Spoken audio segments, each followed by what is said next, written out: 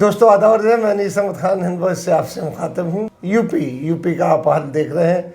जगह जगह क्राइम अभी तक रुका नहीं है, हालांकि जीत के बड़ी थम्पिंग मेजॉरिटी से हमारे योगी जी दोबारा आ गए हैं और ये था कि सब सही हो जाएगा, अब सिर्फ बुलडोजर चलेगा।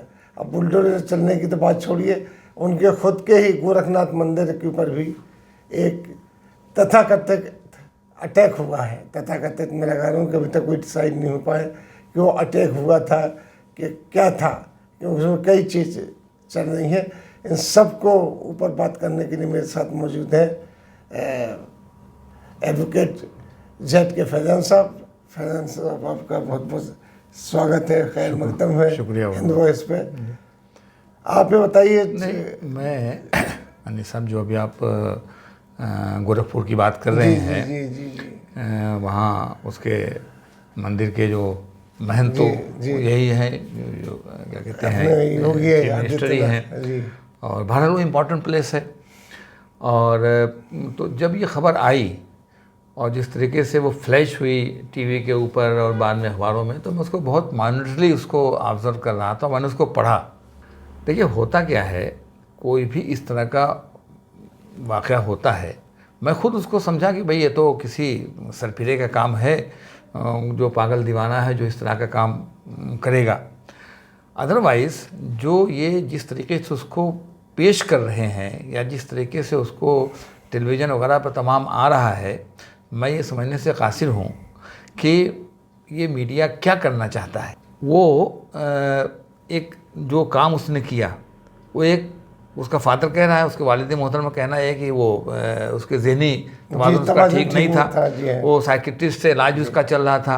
वो तमाम उन्होंने उसके फैक्ट्स एंड फिगर भी, मेरा मतलब ये है कि वो मेडिकल जो रिपोर्ट्स वगैरह हैं, जो इलाज चला है, जो सब्सक्रिप्शन है, वो तमाम उन्होंने किए हैं। तो वो तो अपनी जगह पर सही है, लेकिन ये कि जिस तरीके से उसको पेश कर रहे हैं और कि अब उससे ठीक है, ये ऐसी इम्पोर्टेंट जगह है और ऐसा वाक़या पेश आया है, तो उसका इन्वेस्टिगेशन तो होना ही होना चाहिए, इसमें कोई दो राय नहीं है। तो ATS करे, वो STF करे, जो करे, वो तो कोई मसला नहीं है, तो करना चाहिए।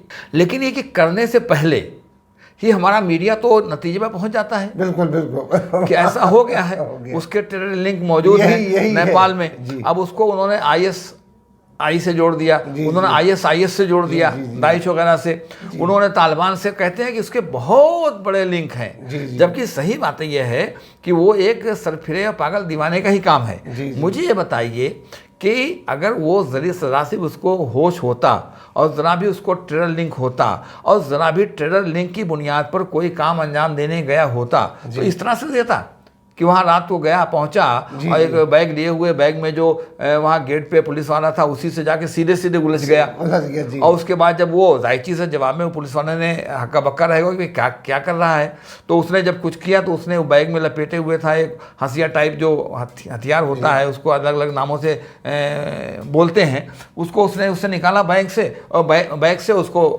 मारने लगा उसको।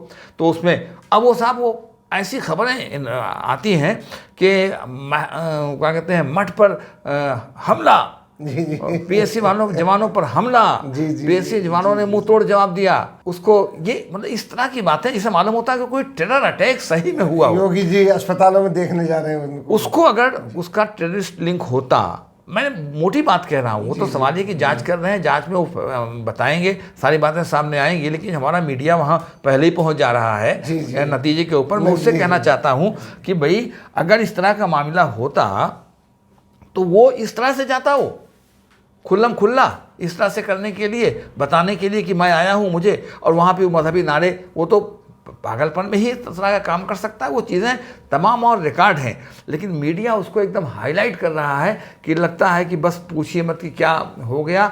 और तो और मैं कल, अब उस पर डिबेट, संडे का वाक़या है, अभी 3 दिन होने को आ गए, मगर डिबेट उस पर शुरू है और तरह तरह से वो लाते हैं और बैठाते हैं और उस पर डिबेट करते हैं कि साहब वो तो IIT था, उसने IIT पास किया था और वो बड़ा मॉडर्न उसमें था, फला था ढेका था, तो वो कैसे टेररिस्ट बन गया। अरे भाई, तुम बताओ ये कैसे टेररिस्ट बन गया।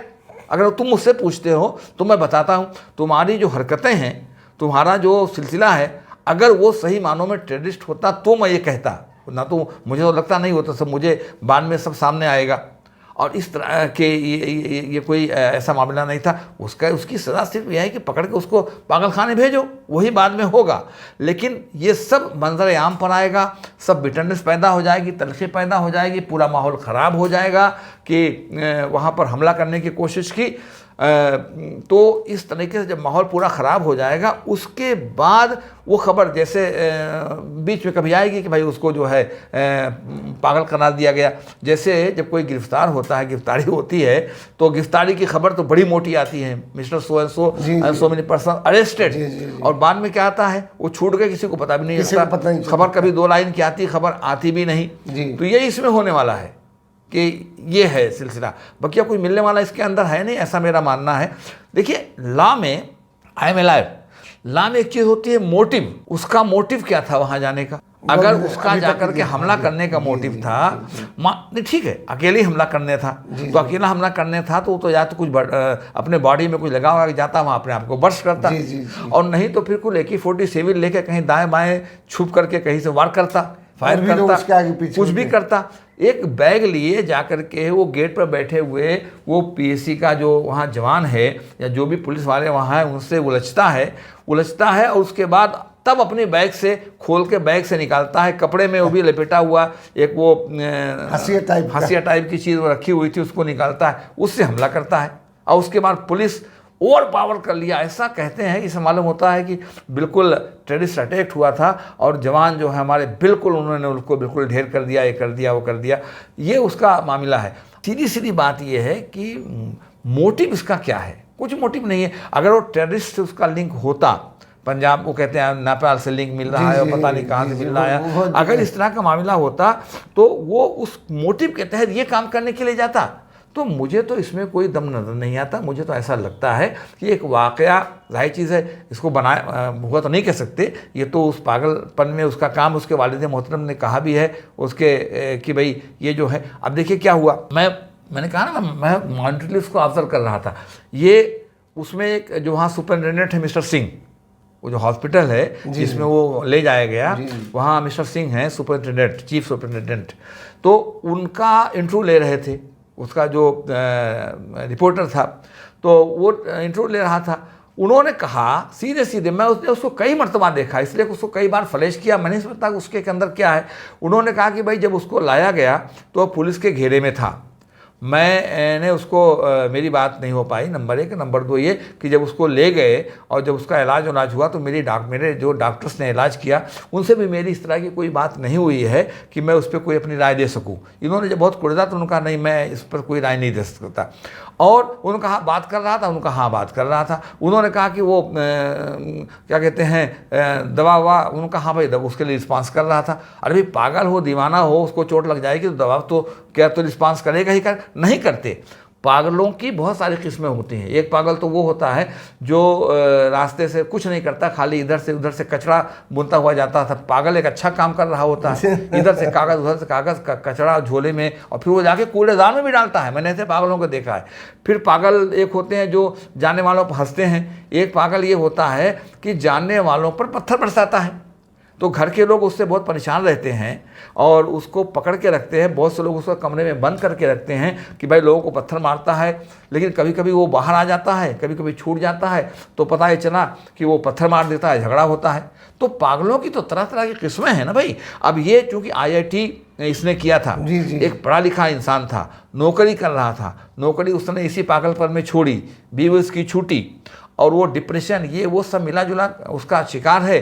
तो अब जब उसका लैपटॉप आप देखेंगे तो लैपटॉप में तो यकीनन उसको, अब जब वो डिप्रेशन का ही शिकार था, जब वो पागलपन उसके ऊपर सवार था, जब वो इस तरह की चीज़ें थी उसके ऊपर, तो वो उसके लैपटॉप में कि साहब वो जाकिर नाइक की वो स्पीच सुन रहा था। तो अब जाकिर नाइक की स्पीच सुनना क्या जो है यहाँ पाबंदी है? पाबंदी है तो बताओ भाई, लोग तो सुन रहे हैं सब, उनके आने पर पाबंदी है, लेकिन उसकी स्पीच के ऊपर कोई पाबंदी लगाई गई मुझे पता नहीं इसके ऊपर। तो स्पीच सुन रहा था, वो ISI के सिलसिले में वो फिल्में देख रहा था, ISIS के ताल्लुक से फिल्में उसके उसमें थी।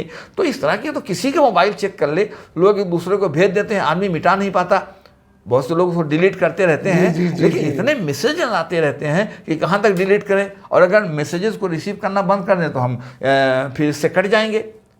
सोशल मीडिया से। जी जी। तो मेरे कहने का मतलब ये है अनीस साहब कि जिस तरीके से अभी देखिए 22 चैनलों को इन्होंने कल बंद किया है, 22 यूट्यूब चैनलों को। तो ये जो हमारा मेन इलेक्ट्रॉनिक मीडिया है, इसके जो चैनल हैं उन्होंने पाकिस्तान में भी कई चैनल बंद किए हैं। तो इस तरह से हमारे यहाँ जो मुनाफरत फैला रहे हैं, Republic TV for example, Sudarshan TV है, जी न्यूज़ भी इसमें लगा हुआ है, बहुत सारे इसमें ये सारे चैनल, ये चैनल जो इस तरह की खबरें दिखा करके वहाँ पर लोगों को में मुनाफरत फैलाने का काम कर रहे हैं। अब वो पकड़ के टीवी पर ले आते हैं। कल मैं देख रहा था डिबेट, उसमें 2-3 मौलवी नुमा लोग भी पकड़, ख़ास तौर पर ज़रूरी है, आपको हमको शायद न पूछेंगे और मुझे तो कभी कभी कहते हैं मैं मना कर देता हूँ, लेकिन वो लगना चाहिए कि मुसलमान है, दाढ़ी टोपी उसके पास होनी चाहिए, उससे वो पूछते हैं और उसको अब सवालिया निशान पैदा कर रहे थे कि भाई ये बताइए कि आईआईटी करने के बाद वो क्यों चला गया इस लाइन के ऊपर।